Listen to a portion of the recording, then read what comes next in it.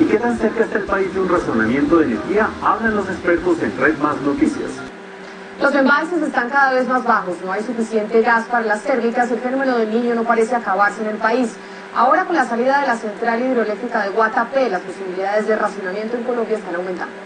Aún con la importación de energía de Ecuador, para la Cámara Colombiana de Energía existe una alta posibilidad de tener racionamientos.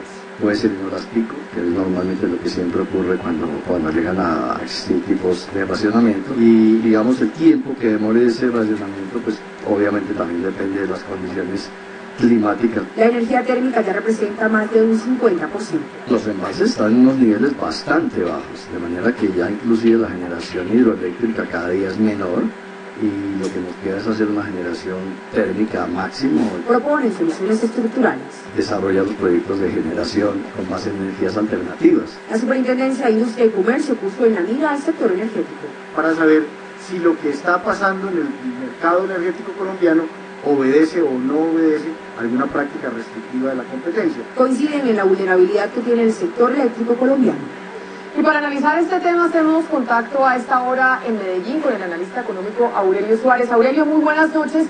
Y yo sé que usted ha sido muy crítico de este tema y por eso me parece pertinente preguntarle quién tendría la responsabilidad de que hoy nos encontremos en esta situación de un posible racionamiento. Bueno, Camila, muy buenas noches para usted, para los televidentes, para Mauricio, para toda la mesa. Cuando Colombia sufrió el apagón hace más de 20 años, se detectó que una porción muy importante del sistema eléctrico colombiano era hidráulico, o sea que provenía fundamentalmente de energía con base en agua. Y entonces se decidió que había que modificar esa vulnerabilidad. El país adoptó una serie de medidas, sobre todo después del año 2006, Camila, que se llamó cargo de confiabilidad, que era un incentivo económico que los usuarios pagábamos en nuestras facturas para que se pudiera dar ese proceso de transformación. La verdad es que los hechos demuestran que esa vulnerabilidad en situaciones de estrés combinen el fenómeno del Niño con otras circunstancias y terminamos con una circunstancia en la que Colombia sigue siendo vulnerable. A mí me ha llamado la atención, por ejemplo, que la proporción entre energía hidráulica y térmica en el año 92 prácticamente sigue siendo la misma que ahora en el 2016.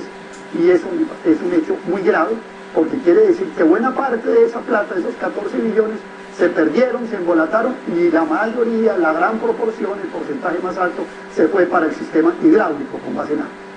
Aurelio, lo saluda Mauricio Reina y quiero preguntarle lo siguiente.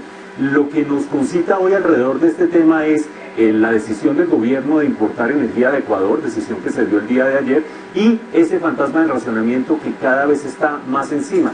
Y esas dos cosas, esas dos circunstancias han surgido por hechos que aparentemente están por fuera del control del gobierno. El primero de ellos, el fenómeno del Niño. ¿Quién iba a prever que se iba a cambiar de esta manera el clima para que el potencial hidroeléctrico del país no fuera a funcionar? Y segundo, el incidente de Guatapé, en el que se perdió 4% de la capacidad de generación del país. ¿A usted le parece que esas circunstancias sí son fortuitas y explican esta crisis? ¿O usted dice, no, esto es una cortina de humo y detrás de eso está el problema que usted señala? Mire, Mauricio, la capacidad de fortaleza de un sistema eléctrico energético en un país no se mide en los tiempos normales, se mide en las situaciones de estrés. Precisamente se mide, y usted lo sabe muy bien, Mauricio, que hay modelos que pueden valorar el riesgo, que valoran la probabilidad con un porcentaje, un coeficiente de riesgo. El país no pasó esa prueba. Entonces, claro, en épocas normales, por supuesto, el sistema funciona divinamente, aunque déjeme decirle, Mauricio, que en agosto del año 2012 Colombia también importó algo de energía de Ecuador. Pero la principal causa de esto es que el sistema no es suficientemente fuerte cuando se presentan situaciones de estrés como las que usted me describe, que pueden ser fortuitas. Claro, es que evidentemente los sistemas se someten a situaciones fortuitas de probabilidad escasa, pero que pueden acaecer, y cuando eso sucede es cuando se ve verdaderamente si los sistemas funcionan o no. Y el sistema energético colombiano, a pesar de los esfuerzos, le repito, de 14 billones de pesos que los colombianos le hemos dado a ese sistema por cargo de confiabilidad entre el año 2006 y el año 2016, con todo y eso el sistema siguió siendo vulnerable. Aurelio, pues muchísimas gracias por haber hablado esta noche con nosotros explicándonos este posible apagón y sus consecuencias y las causas. Esperemos que así no sea. Feliz noche.